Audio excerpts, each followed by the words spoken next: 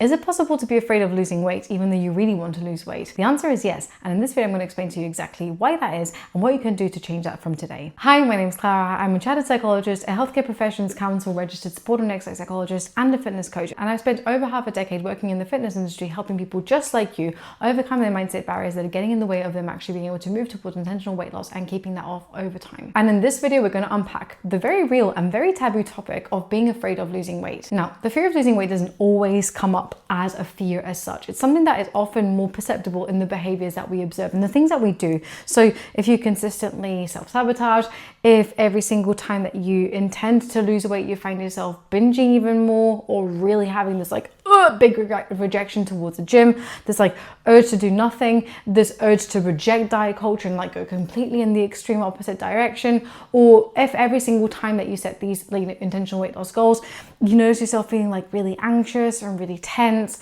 or you download MyFitnessPal, you start tracking and then immediately you start to get really stressed around meal times, or you notice that you don't really want to eat out, or you notice that a lot of the behaviors that you normally do without thinking about are really changing. It could be that that's showing up because you are afraid of weight loss. But it's not necessarily weight loss that is scary. It is often the consequences of weight loss or failed weight loss attempts that generate that feeling of anxiety and of fear that you're probably experiencing in this moment. Now, this list isn't exhaustive by any stretch of the imagination because this is just one YouTube video, but these are the three most common reasons for fearing weight loss that I've experienced in my work, and this is what I would do if you were my client and you were experiencing this too. The first and probably the most common reason that I see for a fear towards weight loss is actually just the fear of failure, and that is because a lot of people, yourself probably included if you're watching this video, a lot of people who've tried to lose weight have failed. It is common knowledge and it's thrown about all the time that diets fail, and that is because so many people who move towards intentional weight loss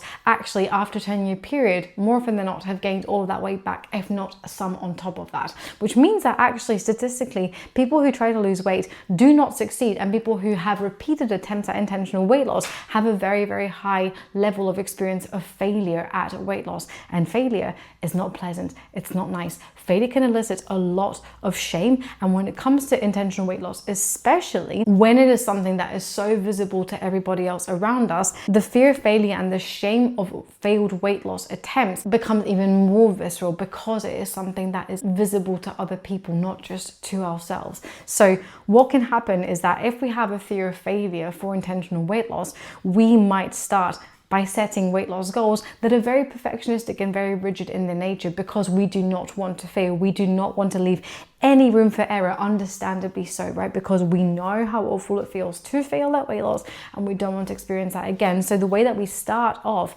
is by setting these very rigid perfectionistic goals, setting very rigid expectations of ourselves too in moving towards that intentional weight loss. But as is always the case, when we set rigid goals or goals that have got no room for flexibility and that are very, very perfectionistic in their nature, inevitably they don't have any room for life to happen. And so when life inevitably does happen, it means that we are left feeling like we have failed again at that one little goal that we'd set for ourselves, that one expectation, like heading 10,000 steps in a day or something like that, or tracking our food every single day, right? The minute that we then encountered that failure, that shame that was there to begin with, the shame that instigated that need to set perfectionistic goals, is amplified massively. And as a result of that, in that feeling of failure, or in experiencing that feeling of failure, what we end up doing is pressing the fuck it button, because when we bin our goals off and we go, bah, I don't care, fuck it, who gives a shit, right? What we're doing is we're removing the source of the thing that was generating that feeling of failure, that feeling of shame to begin with, right? If I feel embarrassment because I failed at a goal, well, if I get rid of that goal, then what is there to fail at? What is there to feel embarrassed about, right? It makes, in the short term, it makes sense. It makes complete and utter sense. And that's why we end up pressing the fuck it button. Of course, we know once we've been through that cycle enough times that, once we press the fuck it button, woo, it's all fine and well, we binge, we avoid the gym, la la la, I don't care about weight loss and it's all fine for a while, until again we encounter those feelings of distress, of discomfort that push us to feel like shit once again. And from that place of failure, I'm a loser, this happened again, I can't believe I've done that one more time, we end up feeling that we have to set even more stringent goals, because this time, we've repeated that cycle, we're even further away from where we want it to be, and again the cycle repeats itself over and over. So the fear of weight loss isn't the fear of losing weight itself. It can come from a place of a fear of failure understandable because failure has been encountered so many times. And if you're working with me because fear of failure was getting in the way of you being able to move towards intentional weight loss, the first thing that we would do would be to help you work on that perfectionistic voice inside of your head. And most likely I would take it even a step further back, and I would work on your self-esteem, because so many instances of failure have probably led you to believe that you're not good enough. And unless we address that feeling of not being good enough, you'll probably find yourself getting very stuck in that loop over and over. So I would pull it all the way back, build your self-esteem with you. And in fact, if you want to do that right now, you can go to the link in the description and you can download my 4-week self-esteem builder that is going to help you actually get going with these steps completely for free. But anyway, unless we actually address your self-esteem, you probably find yourself repeating that cycle over and over. So that would be the first and most important thing that I would do. And I would use compassion, focus, and acceptance-based tools to do that, because I have to remind you that all those failures are not your fault, but that you can do something right now to be able to change that. And yeah, that thing right now is working on your self-esteem and being more compassionate with yourself. The second most common reason that I see for fearing weight loss is that for some people, intentionally engaging with weight loss practices, like intentionally moving more, or like intentionally reducing food intake and trying to be a bit more like within a calorie deficit, or exercising to support with intentional weight loss. For a lot of people, it tends to trigger, especially if they've had like a pattern of disordered eating and exercising in the past, it can trigger, or they might fear it triggering those patterns one more time. So if somebody has been through recovery and they have gotten themselves to a place in which they feel significantly better, they don't have the same level of exercise dependency perhaps, or exercise aversion, or they don't have the same kind of rigid relationship with food intake and they feel very neutral about food.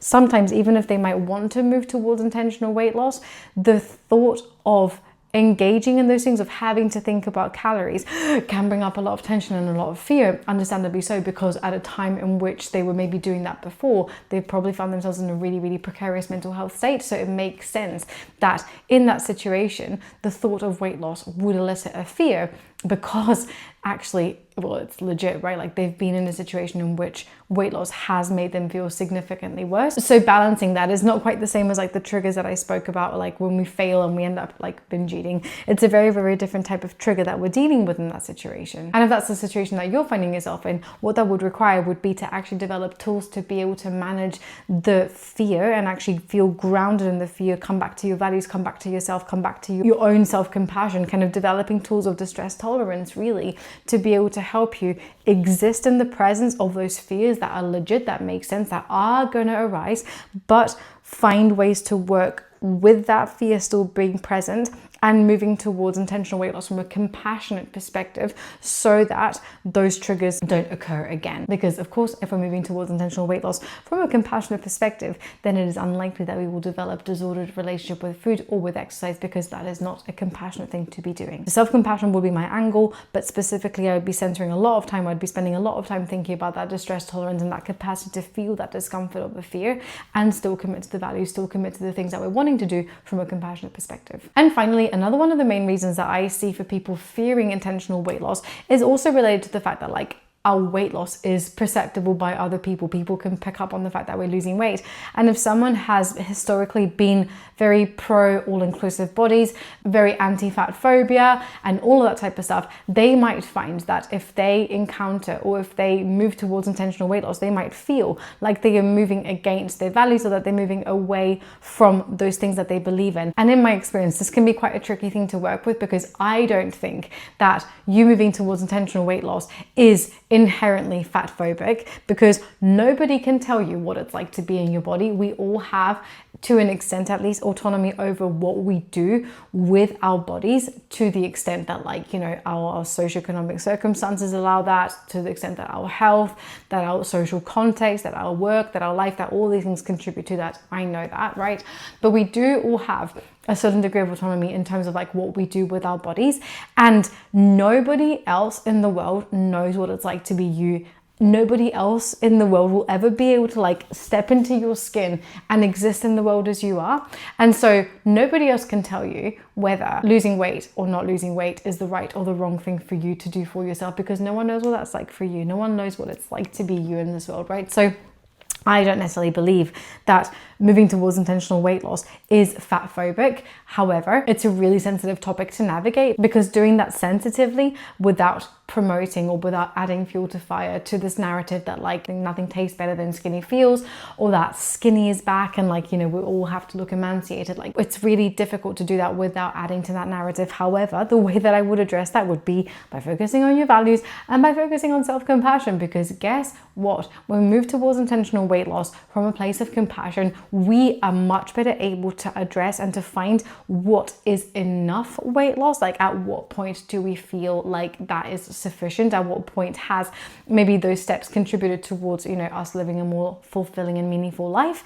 And at what point might the steps for further weight loss get in the way of us living that life? So again, values and self-compassion would be where I would start, and working a lot to kind of like identify that crossover between the values that seem to be, in this case, pulling in opposite directions, right? That like wanting to lose weight, but also being anti-diet culture. Those things I think can coexist, but it does take nuance and it does take work, and it does take a very sensitive psychologist to be able to do that with you, because it's not an easy topic to navigate and you need a lot of space to be able to reflect on what that actually means to you, and perhaps explore, you know, again, what is the meaning of weight loss and what does that actually signify to you in your life, etc. Maybe even think about like the types of conversations that you might need to have with the people around you as you move towards this journey. I say this because I know that there's been loads of creators in the past that have gotten a lot of hate for losing weight when they promoted body acceptance. And again, I don't think that body acceptance and intentional weight loss are mutually exclusive. I think that actually they can cross over, and that the overlap can be greater or smaller depending on our lived experience, and that is okay. So anyway, the long and short of it is that losing weight and having a fear of losing weight is actually pretty normal. There's a lot of reasons why that might happen, most of them dictated by your own lived experience. And to be honest, at the bottom line, working on your values and working on your self-esteem and being compassionate towards yourself are always going to be the solution to helping you move towards intentional weight loss. Now, if that feels important to you right now, you can go to the link in the description and download my free fat loss mindset reset, which is going to help you build your self-esteem from the ground up so you can get yourself into the correct and safe headspace to be able to take the steps to move you towards intentional weight loss. And you can choose to download that anytime if you want to or not. Again, it's not for me to tell you whether you should or shouldn't lose weight, but it is for me to tell you that actually it's okay to have these types of thoughts and it's okay to have this lived experience. There's nothing wrong with you, but again, it's entirely your choice to see what you want to do with that information. Anyway, I hope that you enjoyed the video. As always, if you did, make sure to give the video a like, subscribe to my channel so you don't miss out on any future videos, and I look forward to seeing you in the next one. Bye!